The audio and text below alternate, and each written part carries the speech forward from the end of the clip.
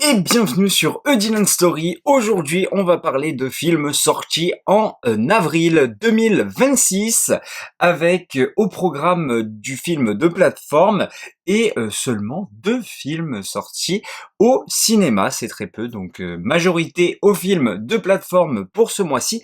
N'hésitez pas comme d'habitude à me dire dans les commentaires si vous êtes d'accord avec moi ou non pour cette tier list, parce que je le rappelle, c'est une tier list.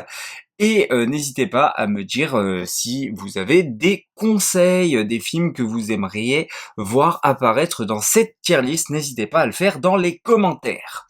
Je vais tout de suite commencer avec Wedding Nightmare 2 ou Ready or Not 2, réalisé par Matt Holpin et Tyler Gillett, qui sont les deux réalisateurs, je le rappelle, du Scream 5 que j'avais détesté et du Scream 6 que j'avais bien aimé. Vraiment, c'était mieux que leur premier réalisation sur Scream, surtout pour ce côté ville, etc. Et donc, ça tombe bien, ils s'améliorent d'un opus à l'autre. Et j'ai découvert Wedding Nightmare il y a pas longtemps, grâce à mon pote qui voulait aller voir le deuxième justement, et ce qui m'a donné plutôt l'envie, c'est la présence au casting de monsieur Elijah Wood. Et oui, rien que ça, vous connaissez mon amour pour l'acteur de Frodon, mais pas que, bien évidemment. Et du coup, j'ai beaucoup aimé le premier opus, et donc je me suis pris dans le jeu, et j'attendais avec impatience le second opus, qui retrouve au casting son actrice principale du premier, qui est Samara Weaving, qui, je le rappelle, je sais pas si je dois spoiler les événements du premier opus, mais en tout cas a survécu au premier opus. Et ce que j'aime bien déjà, c'est la transition entre le premier et le deuxième, tout comme les The Raid et The Raid 2, c'est que c'est continu. Voilà, c'est vraiment, on reprend dès la scène d'après, et ça c'est tout à leur honneur, c'est très appréciable. On retrouve donc Elijah Wood en conteur, ça va être lui qui va tout simplement être un petit peu celui qui va faire respecter les règles, les lois. Voilà, c'est quelqu'un qui va qui va être quelqu'un qui va compter les règles du jeu, voilà, qui va expliquer aux participants le déroulé des événements. On a aussi au casting Kitwin Newton, qui va être la sœur de Grace, du coup, de l'actrice principale, et on a Sarah Michelle Gellar, donc Buffy, Scooby-Doo, oui, parce que je suis fan de Scooby-Doo, bien sûr. Et pour moi, le gros problème, c'est que c'est raté. Voilà, c'est raté parce que pour moi, Wedding Nightmare 2 tombe dans tout ce qu'il faut pas faire du premier opus. Là où le premier opus gardait un côté très très mystérieux, notamment à travers son héroïne, le personnage de Grace, on en savait le moins possible et c'était pas plus mal. Et on en savait aussi le moins possible sur le jeu qui était mis en place, le jeu un petit peu spectral, démoniaque, mis en place par cette famille, où la mariée doit participer à un jeu, et il s'avère que ce jeu être doit être un jeu de survie, et la famille est reliée par un pacte de sang à travers ce jeu, entre guillemets. Enfin, en tout cas, c'est comme ça que je l'avais perçu. Et là, le film, l'erreur de Winning Nightmare 2, c'est qu'il veut absolument tout expliquer. Alors, en plus du fait qu'il n'y a plus l'effet de surprise, ils partent vraiment très très loin, mais pour moi beaucoup trop loin, et surtout ils sont dans la explication, et c'est insupportable. Le seul personnage d'ailleurs que j'ai apprécié, c'est Elijah Wood, qui est assez décontenançant parce que il reste très sérieux dans les règles, etc. On dirait, c'est l'avocat de la famille, quoi. Donc on dirait qu'il est relié à la famille, juste parce qu'il a été payé pour, mais que en même temps, enfin c'est assez chelou. C'est le personnage qui m'a fait le plus marrer, mais le reste c'est prévisible, vraiment à 10 000. C'est, y a rien de nouveau, vraiment, ça se réinvente pas. Et en plus, comme je disais, on est dans la explication, que ce soit par rapport au jeu, on lui donne une origine, etc. On le développe un petit peu plus. Il y a beaucoup plus de familles différentes, il n'y en a pas qu'une de liée.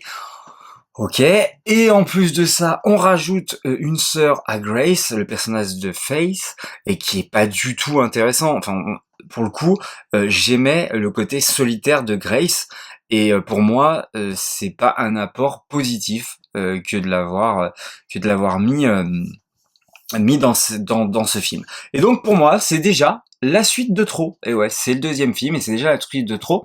Dommage pour ces deux réalisateurs qui ont quand même du potentiel, hein, vraiment. Et puis bah là, qui font l'effet inverse des Scream. Là où j'avais détesté Scream 5, je trouvais qu'il s'était beaucoup amélioré sur Scream 6. Bah là, c'est l'inverse avec Within Nightmare 2. Je trouve qui rétropédale. Voilà, tout simplement.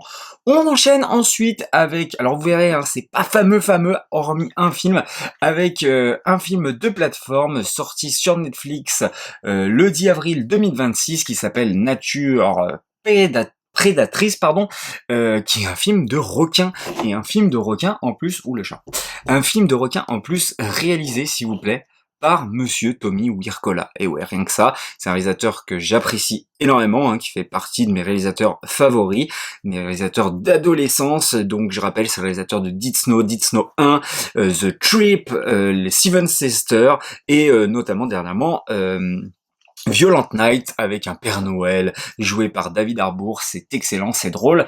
Bref, vous l'aurez compris, c'est quelqu'un que j'affectionne particulièrement et qui est dans le gore, dans l'horreur gore, dans l'humour, pas que l'horreur, parce que The Trip, ça va être l'histoire d'un couple et ça va être assez trash d'ailleurs. Hein. Voilà, c'est quelqu'un qui met en scène la violence vraiment de manière très jouissive, et c'est quelqu'un de drôle surtout, c'est quelqu'un qui me fait beaucoup rire. Je pense notamment à Violent Night, mais surtout à Dead Snow aussi à l'époque.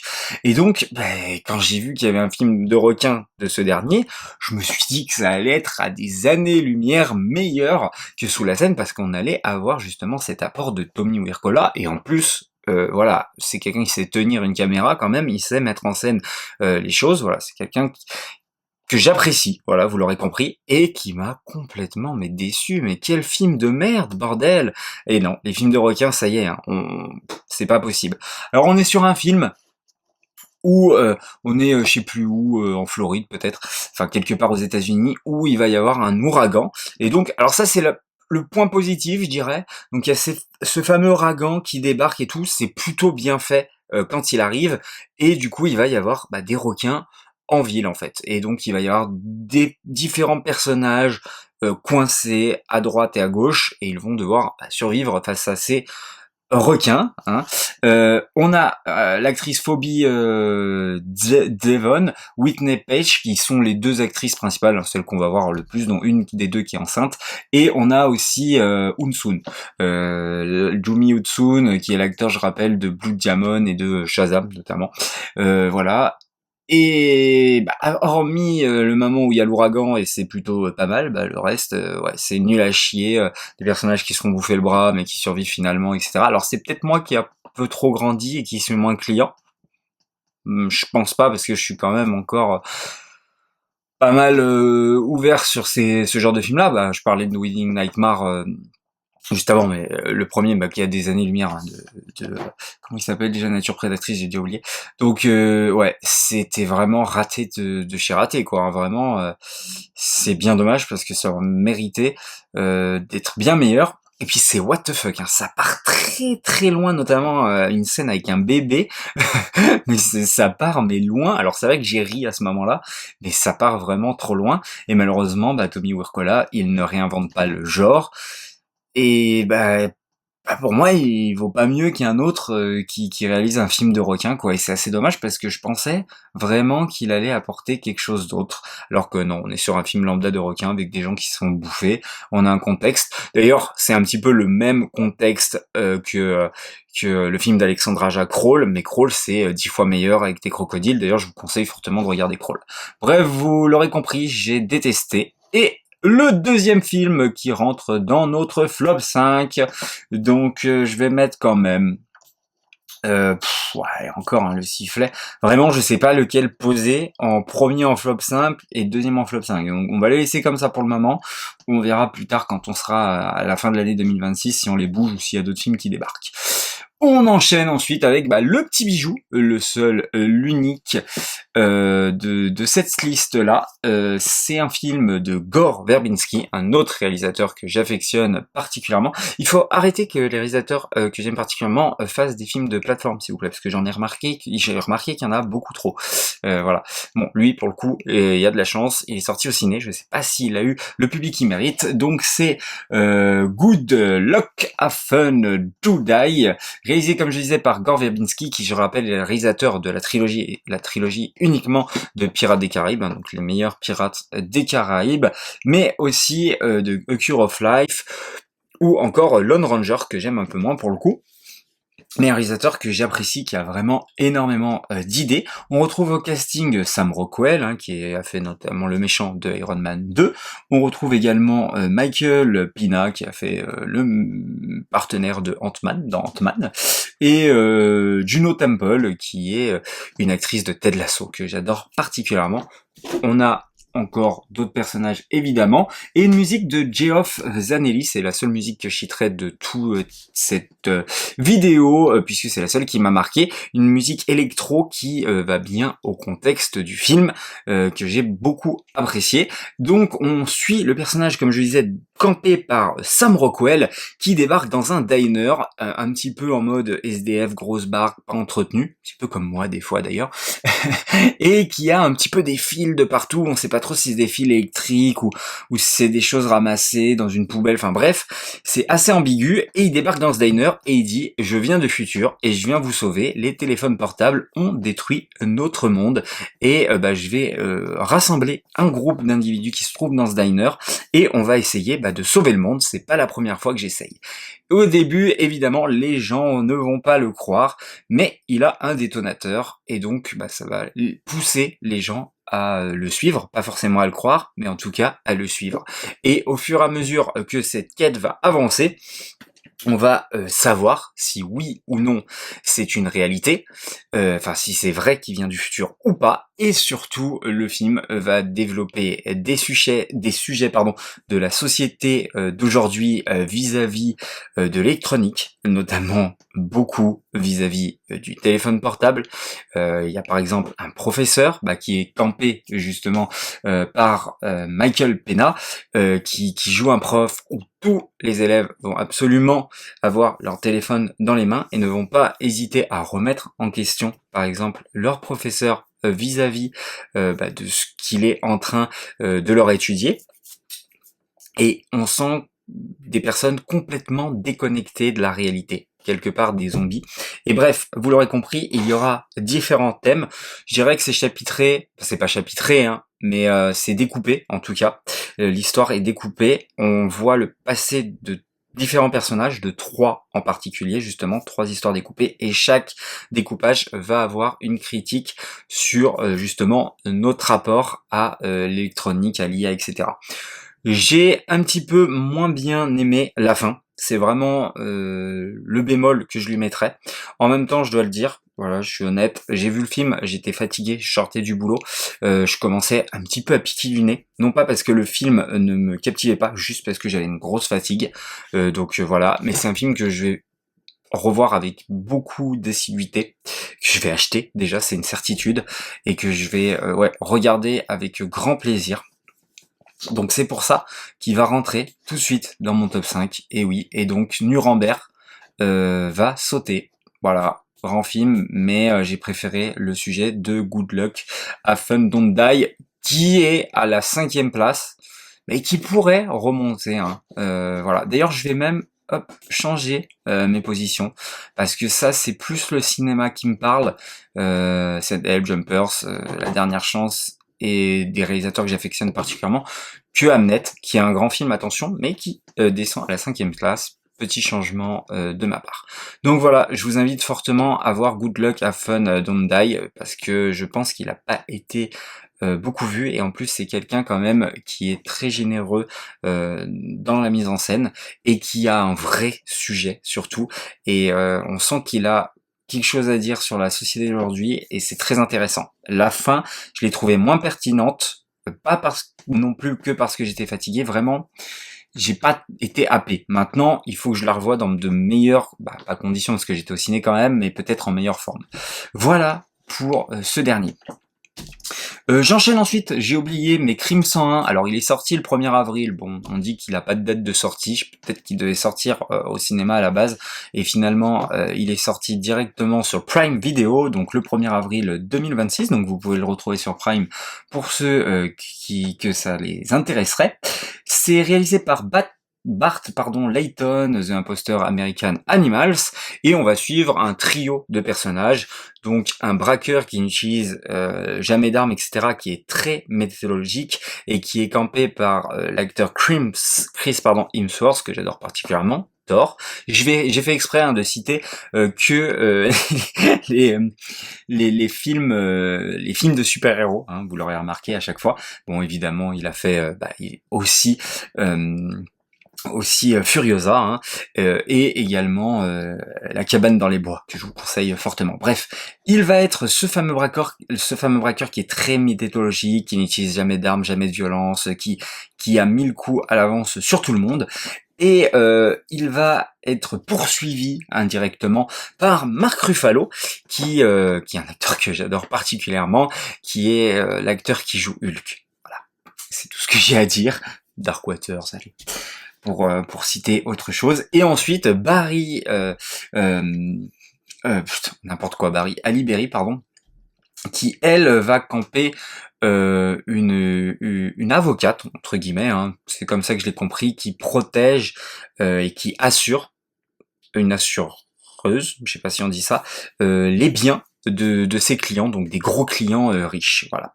Et il va y avoir ce trio de personnages. Et évidemment, le film Crime 101 va nous rappeler le film de Michael Mann, évidemment Hit, et je le dis tout de suite, regardez Hit. Voilà, ne regardez pas forcément Crime 101. Surtout que le film dure 2h20, il aurait pu durer 2 heures.